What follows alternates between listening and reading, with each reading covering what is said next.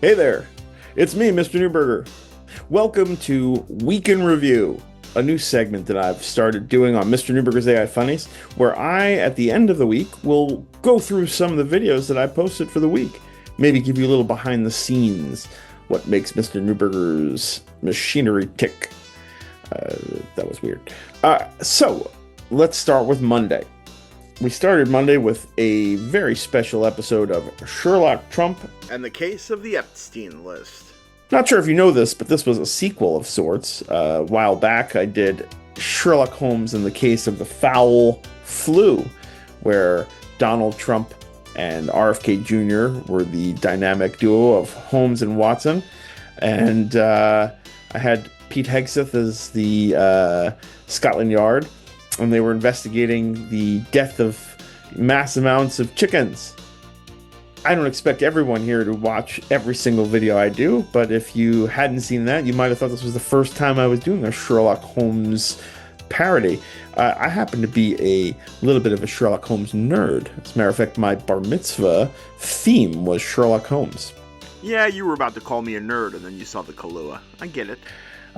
So yeah, I had Donald Trump as Sherlock Trump, and he had one of those Agatha Christie style, he has a lot of mixed mystery metaphors, but he had an Agatha Christie style room of suspects, and he was going to announce that he knew who the Epstein list big name was, and his announcement was that there is no list.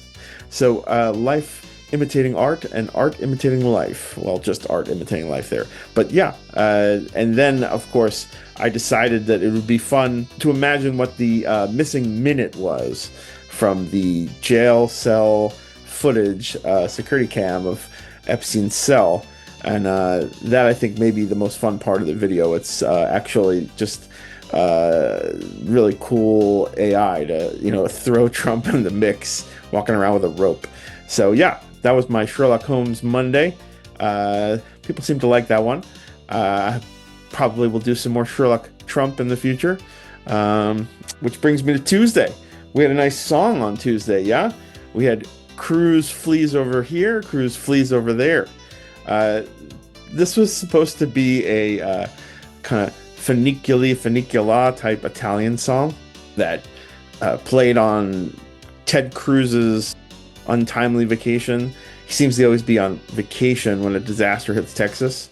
When I wrote the song, I wanted to be careful and not be exploitative, as this is like a terrible tragedy and there's a lot of dead and children who were killed, and so I wanted to keep the focus squarely on Ted Cruz and him not being around, or even cutting funds to agencies that help prevent disasters like this from happening. So I think it came out pretty good. I was happy with it. I don't think it's hit its viral mass viewing yet. So it's funny. Some of these videos I post and nobody watches, and then like a week later they like become creepers, and all of a sudden I'm seeing like 10,000 an hour views for these things. So maybe that one will meet its true deserved fate, because it is a catchy song. And then that brought us to Wednesday, where I threw down another episode of my hit sitcom, The Grifters, where it's usually Donald Trump and his lovely wife, Melania, who is voiced by my lovely wife, Michelle. She won't admit it, but it is the highlight of her week, recording those lines.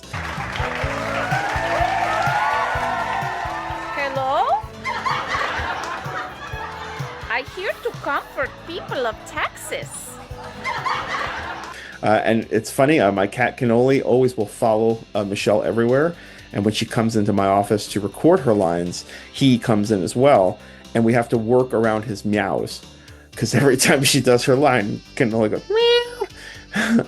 So, yeah, cute, annoying, but cute. So this episode of The Grifters was ripped from the headlines moments. I think I had Donald Trump writing letters to threaten his tariffs of other countries. I kind of, for The Grifters, I will kind of review the top Trump news stories of the day. And I think some of what's fun about the show is it feels like it just like came out of like the day's news. And you're like, how did you do this so quick? I mean, being quick about it is kind of what makes it appealing. The Grifters is a fun show to make. I try to kind of throw in a lot of 1980s sitcom kitsch. That's why you'll find like Daniel Spencer, who played Dee from What's Happening, she'll come on for a cameo, and Richard Mazer, you've seen him in like One Day at a Time, and then George Weiner, you probably know from Spaceballs, but he was on everything, and then of course Jeffrey Tambor. I mean, he played a great douchebag. And then Tiffany Brissett made an appearance as Vicky. I have no idea if any of these people know that they're on the Grifters, but they should know it's because I loved them when I was a kid. To me, that kind of delivers on what Mr. Newberger's je ne sais quoi is, to sort of pull these kind of weird people back, like Pat McCormick, who's on the other sitcom, Sweet Lindsay. These kind of are amusing to me, and it seems like some of you like it. I mean, if you don't like it, you wouldn't be watching this. But that is kind of the quirkiness of Mr. Newberger, and I will continue to do this sitcom for as long as you'll watch it. I know that episode 14 has not hit its mass viewing yet, so hopefully that will also be a creeper. This week, everyone seems to be on vacation. Mr. Newberger is still churning out the content. I just want you to know that, and shame on me for calling it content. I hate calling things content. So then after the Grifters, I threw down Big Fat Liar on, what was it, Thursday, yesterday. Big Fat Liar was going to be like a two-dimensional animated throwback cartoon like The Little Mermaid or Beauty and the Beast, from that sweet spot decade where Disney could do no wrong.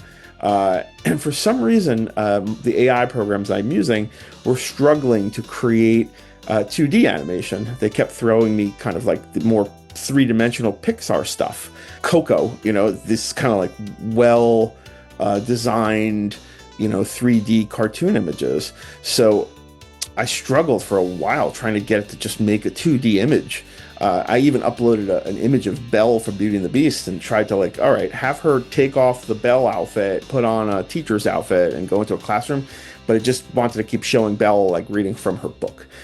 So I was kind of stuck with what I had, and then I was like, all right, well, how long could it take to make a Pixar film, just me.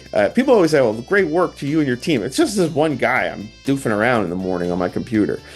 So anyway, the project was a little ambitious. First off, the songwriting, that comes to me like lickety-split. I have good ideas. I know how to rhyme. I know how to the mechanics of the song work.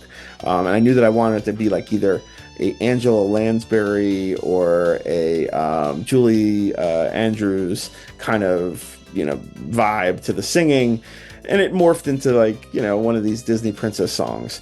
But when it all came together, I was like, oh my god, I just made like a mini Pixar movie. I know some people complain about the lip sync. I am not there yet with lip syncing. I think you have to take Mr. Newberger's AI Funnies as like the early era of AI before we achieve full synced perfection.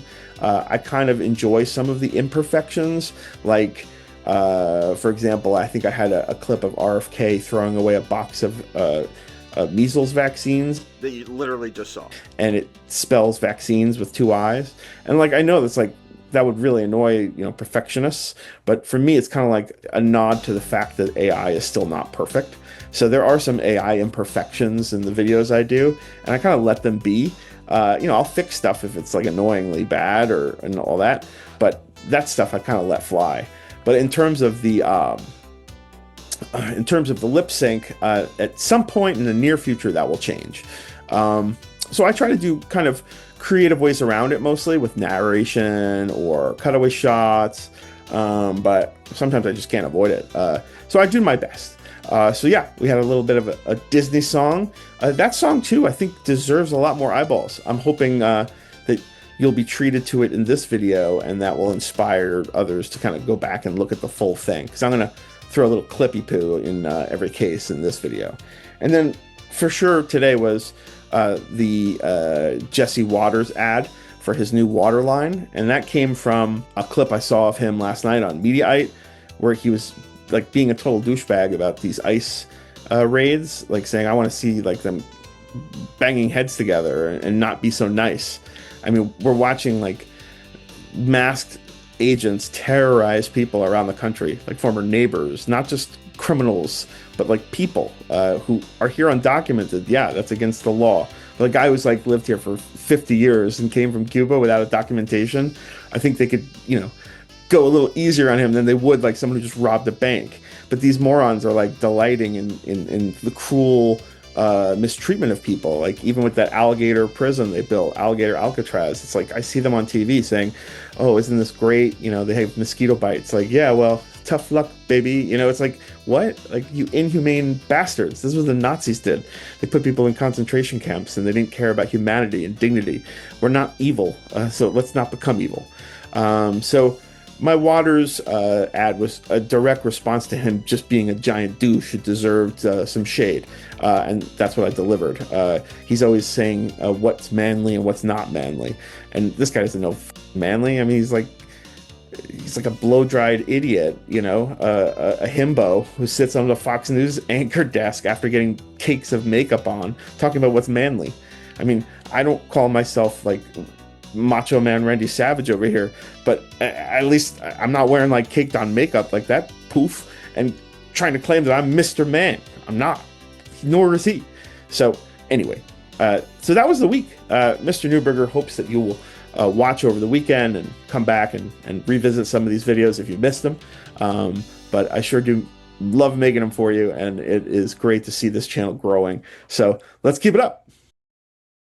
I really hate that sad loser, Mr. Newberger. Who, me?